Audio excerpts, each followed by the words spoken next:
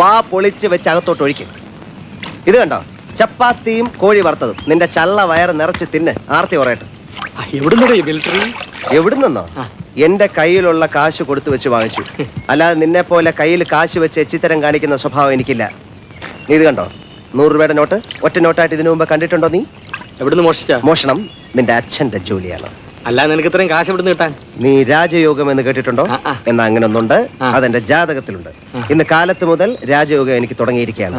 രാജകുമാരി രാജയോഗവുമായി രാവിലെ ഊട്ടി റെയിൽവേ സ്റ്റേഷനിൽ വന്നിറങ്ങി. എന്തൊരു ഐശ്വര്യമാണെന്ന് നോക്ക്. കണ്ണുകളുണ്ടല്ലോ നമ്മുടെ 2 വൈരക്കല്ല് എടുത്ത് വെച്ച പോലിരിക്കും. മൂക്കിന്റെ കാര്യമാണെങ്കിൽ പിന്നെ പറയണ്ട. മൂക്കില്ലേ? മൂക്കുണ്ട്, പക്ഷെ നിന്റെ പോലത്തെ നത്ത് മൂക്കല്ലേ.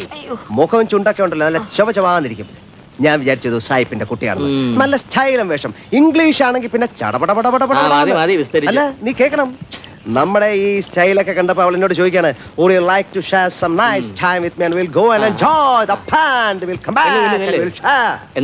എന്ന് വെച്ചാ ഓ, നിനക്ക് എന്നെ പോലെ ഇംഗ്ലീഷ് അറിഞ്ഞൂടല്ലോ. നിനക്കറിയാവുന്ന ഇംഗ്ലീഷ് 2 വാക്കല്ലേ, welcome to Ooty, nice to meet you. അവൾ എന്നോട് പറയാണ്, hey handsome, I am going to take you with me. എടാ സുന്ദരക്കുട്ട, ഞാൻ നിന്നെ ദത്തെടുത്തോട്ടെ എന്ന്. ഞാൻ പിന്നെ ഓക്കെ എന്ന് പറഞ്ഞു. ഒരു 1000 rupees എടുത്തു തന്നു. എന്നിട്ട് പറയാണ്, goodbye, good night, see you tomorrow, sweet dream. അവിടെ വരെ കഥ നിൽക്കുകയാണ്.